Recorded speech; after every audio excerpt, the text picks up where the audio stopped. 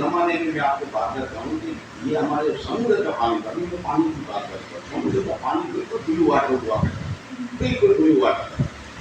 آپ یہاں پہ بابا بیٹ جزیرہ جو منور کی طرف میں, کیونکہ میرے سارے خاندان ہم کماریے میں رہتا, بچپن میں وہیں جو ہم جاتے تھے, یقین کر بالکل نیلا بالکل بلو پانی.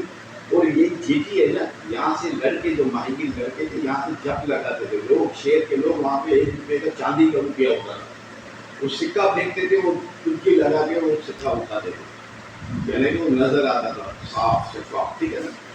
اسی طرح سے ہم لوگ بھی بچپن میں نہاتے تھے تو بس زمین میں رگڑ کھاتے تھے, دیکھتے تھے زمین میں ساری چیزیں, مزہ آتا تھا.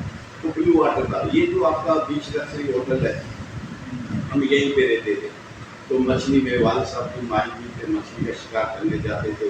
ہم چھوٹے تھے, کشتی میں کشتی چلاتا تھا, چھوٹا تھا, یہ آتے میں لے کے آتا کشتی. تو ہم بیچ لکسری تک پیدل آتے تھے. مینگروز کے طرف پہنچے, مینگروز سارے آباد تھے. تو کریپس جو کھیکڑے ہم کہتے اس کو ہم پکڑتے تھے, یہاں پہ جاتے تھے. اور بلو واٹر یہ پانی تھا یہاں پہ سارا.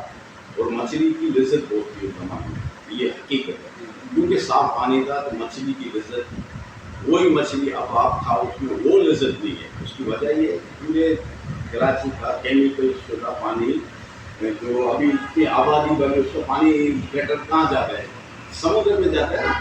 سمندر میں جاتا ہے. مچھلی صفائی پسند ہے تو مچھلی جو ہے کناروں سے دور ہو گئی ہے.